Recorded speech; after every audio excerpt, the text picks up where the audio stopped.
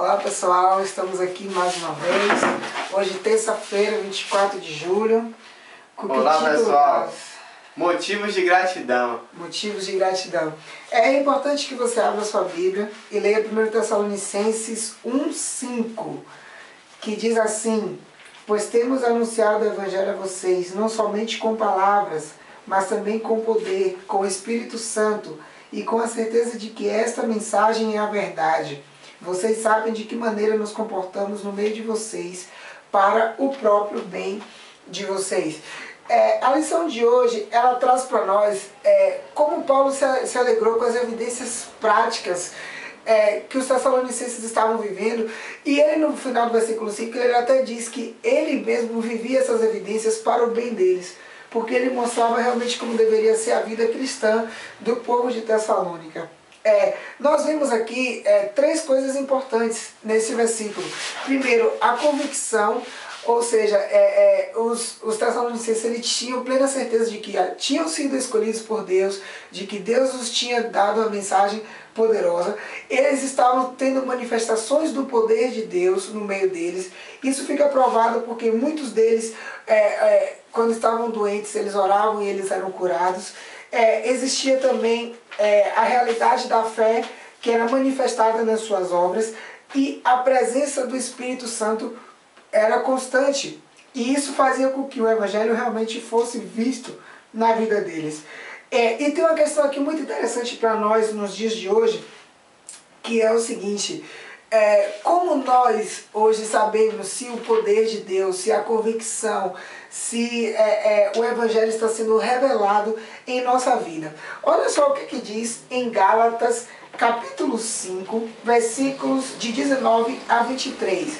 Está escrito assim: as coisas que a natureza humana produz são bem conhecidas. Elas são a imoralidade sexual, a impureza, as ações indecentes, adoração de ídolos, feitiçarias, inimizades, brigas, ciumeiras, excessos de raiva, ambição egoísta, desunião, divisões, invejas, bebedeiras, farras e outras coisas parecidas com essas. Repito o que já disse: os que fazem essas coisas não herdarão o reino de Deus.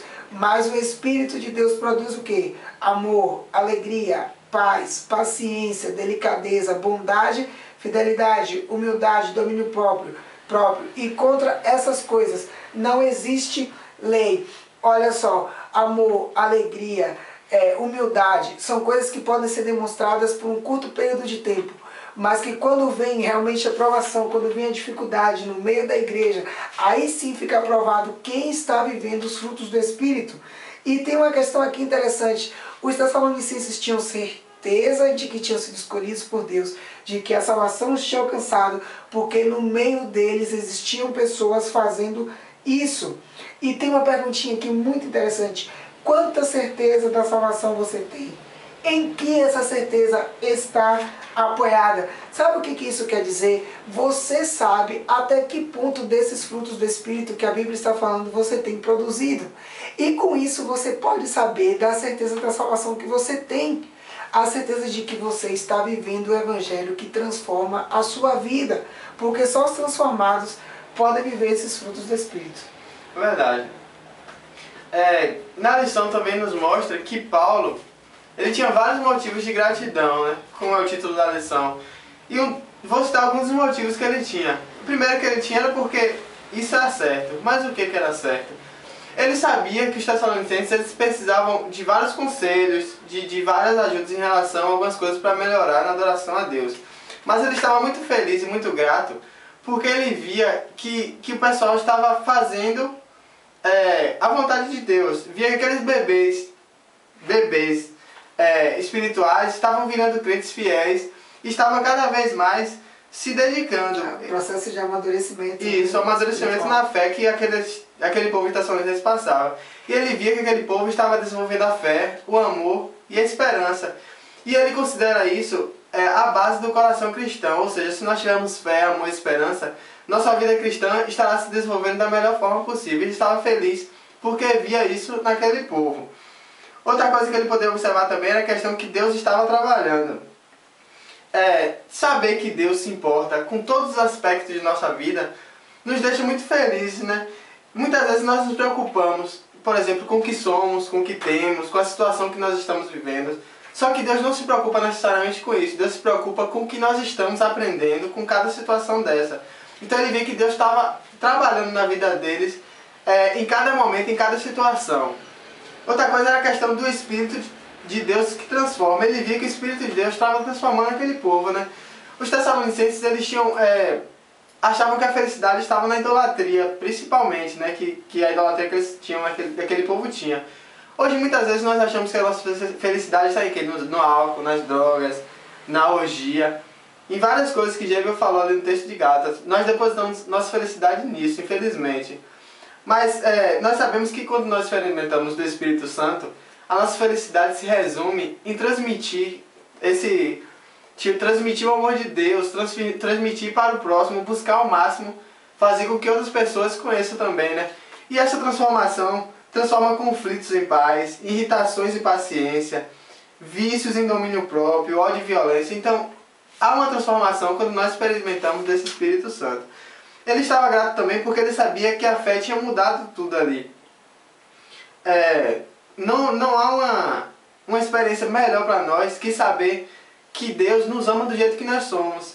Quando nós nos vemos pecadores miseráveis, nós achamos que não temos solução. Como os Tessalonicenses podem ter se visto, né? Naquela situação de idolatria, eles se achavam o pior de todos. Mas quando nós sabemos que Deus nos ama do jeito que nós somos e nos aceita, nós nos transformamos em prol disso, né?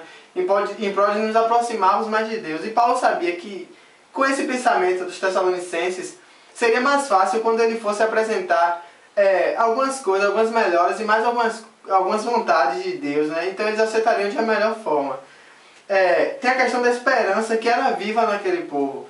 Nós sabemos que a esperança surge naturalmente quando nós passamos a servir a Deus.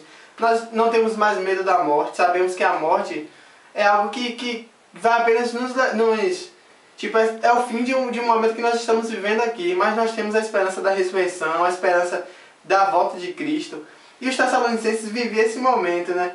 Eles viviam sob a promessa da ressurreição e de uma vida futura no céu. Então Paulo estava muito feliz por isso. E ele estava mais feliz ainda porque ele via que o amor estava em ação ali, né? O amor de Deus. E principalmente ele via que através do amor de Deus, o amor para com o próximo era bem mais fácil. E como 1 Coríntios 13 diz, né? 1 Coríntios 13 diz que o amor é o maior de todos aquelas coisas que Deus nos traz, que Deus nos apresenta. Então, o amor vai fazer com que os outros surjam também em nós. Aí nós teremos paz, domínio próprio, todas essas coisas. Então, Paulo estava muito feliz por isso, né? Por essa situação que os Tessalonicenses estavam passando. É incrível como os frutos que nós produzimos nos trazem segurança na salvação em Cristo. Porque são esses frutos que dizem realmente se nós estamos no caminho certo que vai nos guiar para os céus. É isso aí, pessoal. Valeu.